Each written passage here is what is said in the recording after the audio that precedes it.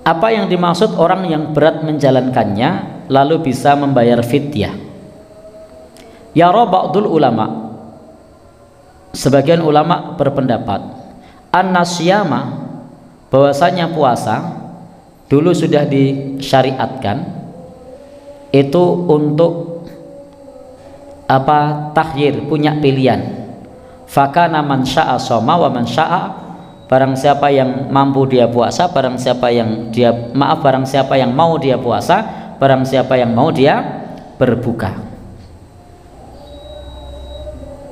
Maka kemudian ayat menjelaskan faman syahida minkumus syahra falyasum, barang siapa yang menyaksikan bulan puasa maka hendaknya berpuasa. Jadi asalnya kalau masih kuat hendaknya berpuasa. Kalau tidak kuat menjalankannya baru kemudian fidyah. Jadi baru kemudian fidyah, memberi makan setiap hari seorang miskin. Jadi memberi makan setiap hari seorang miskin. Baik Bapak Ibu yang berbahagia yang dirahmati Allah Subhanahu wa taala, maka dulu ketika ayat ini turun, wa 'alal ladzina yutiqunahu fidyatun ta'amu miskin, orang-orang yang berat menjalankannya memberikan fidyah, maka sebagian ada yang tidak puasa lalu milih fidyah. Tetapi ternyata kemudian ayat ini diteruskan dengan barang siapa menyaksikan bulan Ramadan hendaknya berpuasa. Maka fidyah itu hanya dikhususkan bagi mereka yang punya udzur permanen. Orang yang tidak punya udzur permanen tidak boleh fidyah.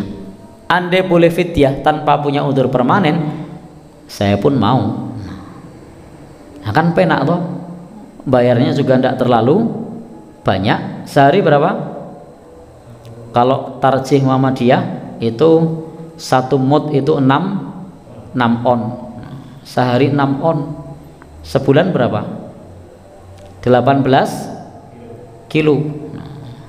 Itu kalau bagi bapak-bapak yang petani 18 kilo itu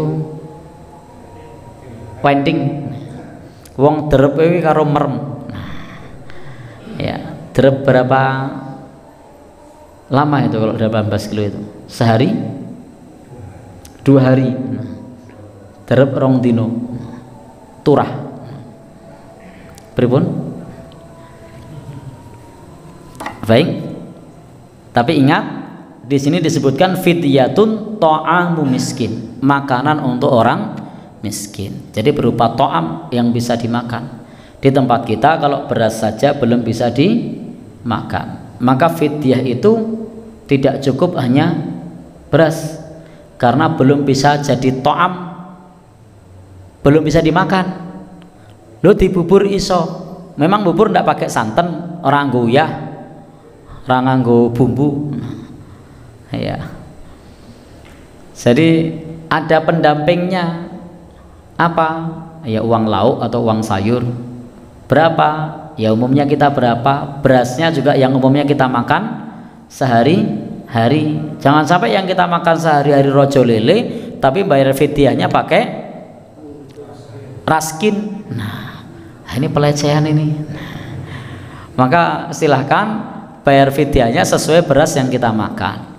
Lauknya juga anggarannya sesuai yang kita makan. Sehari kira-kira untuk makan sehari lauk butuh berapa? 10.000 cukup? Ya? Pripun? Nasi padang makan sekali itu. Iya. Bisa cukup, bisa tidak nih? Baik, ya taruhlah misalnya 10.000 kali 30, berarti berapa? 300. Beras 18 kilo plus uang 300 misalnya, kalau dipatok 10.000. Kalau standarnya seperti makanan saya tempo dulu, tahu tempe, ya 5.000 cukup. Keporo malah turah. Saya dulu kalau pulang sekolah itu ndak ada apa-apa, ngambil tempe disunduk dibakar. Mending dibakar nganggo open, ndak pakai open, daden sih. Mending nek daden nganggo ngotrol disoki urup ndak, utak-utak. Ya. Baik. Pripun, Pak? Alhamdulillah. Jenengan ngalami mboten, Pak? Oh, sama. Berarti kita senasib, Pak. Pripun? Yang tidak senasib itu yang punya istana ayam hias. Karena tidak mengalami zaman Erkoso.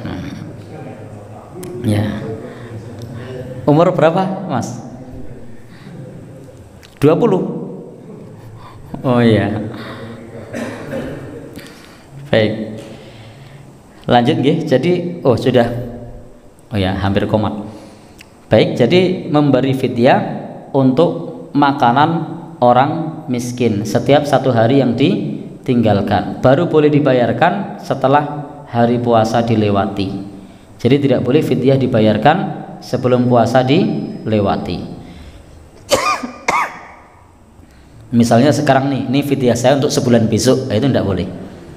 Tapi berikan fidyah itu setelah dilewati harinya. Bisa setiap hari atau nanti di akhir bulan.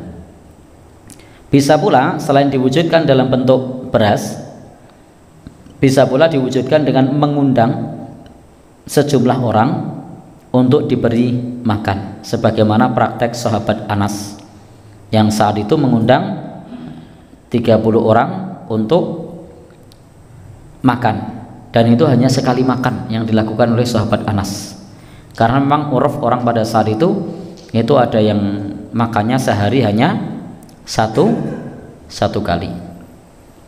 Baik, sehingga memang prakteknya sahabat Anas itu 1 kali makan. Baik, untuk saat ini monggo jenengan bisa 1 mud, kemudian beserta dengan uang lauknya yang menurut kita cukup. Nah, kenapa? Karena timbangan setiap orang berbeda-beda, termasuk jenis berasnya juga disesuaikan dengan beras yang biasa kita konsumsi. Jangan sampai kita sendiri tidak mau makan dikasihkan ke orang.